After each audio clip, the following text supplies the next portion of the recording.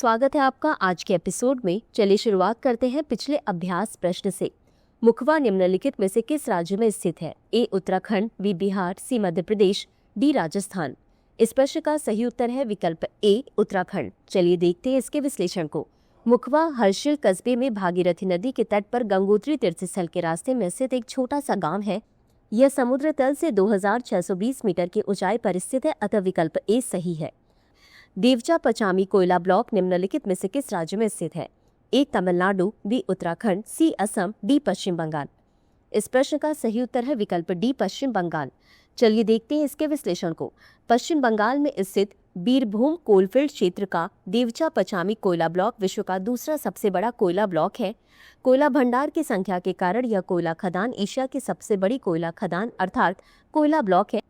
यह पश्चिम बंगाल की सबसे नई कोयला खदान है, अतः विकल्प डी सही है। अगला प्रश्न है, राष्ट्रीय व्यावसायिक शिक्षा और प्रशिक्षण परिषद की स्थापना निम्नलिखित में से किस वर्ष की गई थी? ए 2011, बी 2014, सी 2018, डी 2020। इस प्रश्न का सही उत्तर है विकल्प सी 2018। चलिए देखते हैं इसके विश्लेषण को। राष्ट्रीय व्यावसायिक शिक्षा और प्रशिक्षण परिषद की स्थापना 5 दिसंबर 2018 को भारत सरकार द्वारा एक नियामक निकाय के रूप में की गई थी। यह एक व्यापक राष्ट्रीय नियामक के रूप में कार्य करता है, जिसका उद्देश्य मानक निर्धारित करना, व्यापक विनियमन विकसित करना तथा व्यावसायिक शिक्षा, प्रशिक्षण और कौशल पारिस्थितिकी तंत्र में सुधार करना है, अतः विकल्प सी सही है। अगला प्रश्न है, बिहार सरकार ने वित्तीय वर्ष 2025-26 के लिए कितना बजट पेश किया है? ए 2.79 लाख करोड़ रुपए, बी 3.17 लाख करोड़ रुपए, सी 3.50 लाख करोड़ रुपए, डी 2.50 लाख करोड़ रुपए। इस प्रश्न का सही उत्तर है विकल्प बी 3.17 लाख करोड़ रुपए। चलिए देखते हैं इसके विश्लेषण को। वित्त मंत्री द्वारा 3 मार्च 2025 को विधानसभा में 3.17 लाख करोड़ रुपए का बजट पेश किया गया। यह पिछले वर्ष की तुलना में 38,169 करोड़ रुपए अधिक है। इस बजट में शिक्षा और महिला सशक्तिकरण पर विशेष रूप से ध्यान केंद्रित किया गया, अतः विकल्प बी सही है। अगला प्रश्न है, प्रधानमंत्री आवास योजना ग्रामीण किस वर्ष शुरू की गई? ए 2015, बी 2018, सी 2016, डी 2022।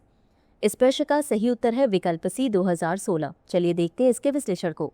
प्रधानमंत्री आवास योजना ग्रामीण को एक केंद्र प्रायोजित योजना के रूप में 1 अप्रैल 2016 को शुरू किया गया। यह योजना पूर्ववर्ती इंदिरा आवास योजना का पुनर्गठित रूप है और ग्रामीण विकास मंत्रालय के तहत कार्यान्वित की जाती है, अतः विकल्प सी सही है।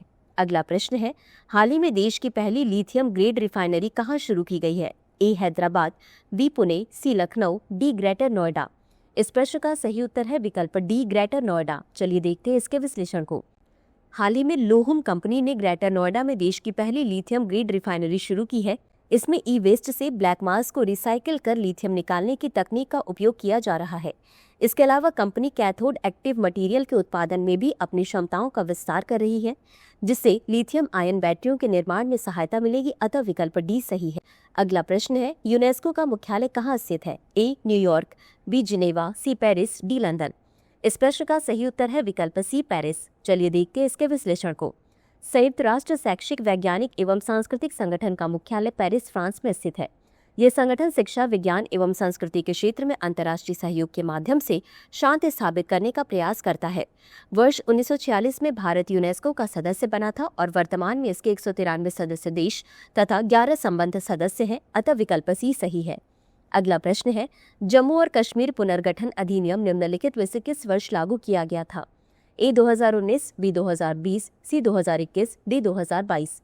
इस प्रश्न का सही उत्तर है विकल्प ए 2019।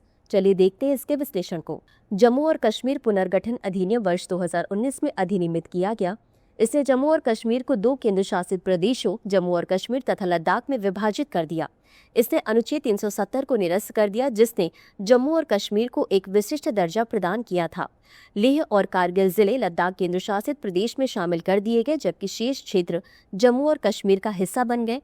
5 लोकसभा सीटें जम्मू और कश्मीर को तथा 1 लद्दाख को स्थानांतरित कर दी गई। अगला प्रश्न है, आरोग्य भारती द्वारा ESIC मेडिकल कॉलेज एवं अस्पताल के साथ मिलकर आयोजित स्वास्थ्य चुनौतियों और स्वस्थ जीवन शैली पर सेमिनार निम्नलिखित में से किस राज्य में आयोजित किया गया? ए उत्तर प्रदेश, बी हरियाणा, सी राजस्थान, डी बिहार। इस प्रश्न का सही उत्तर है विकल्प बी हरियाणा। चलिए देखते हैं इसके विश्लेषण को। केंद्रीय श्रम एवं रोजगार मंत्री ने हरियाणा के फरीदाबाद स्थित ESIC मेडिकल कॉलेज एवं अस्पताल के सहयोग से आरोग्य भारती द्वारा आयोजित स्वास्थ्य चुनौतियां एवं स्वस्थ जीवन शैली विषय पर एक सेमिनार में भाग लिया, अतः विकल्प बी सही है। तो चलिए अंत में देखते हैं आज के अभ्यास प्रश्न को। नई राष्ट्रीय शिक्षा नीति निम्नलिखित में से किस वर्ष लागू की गई थी? A 2015, B 2017, C 2020, D 2022। इस प्रश्न का उत्तर कमेंट बॉक्स में जरूर दें। आज के लिए बस इतना ही। धन्यवाद। डियर व्यूअर्स, अपने एग्जाम की तैयारी को और बेहतर करने के लिए हमारे चैनल को लाइक, शेयर और सब्सक्राइब करना न भूलें।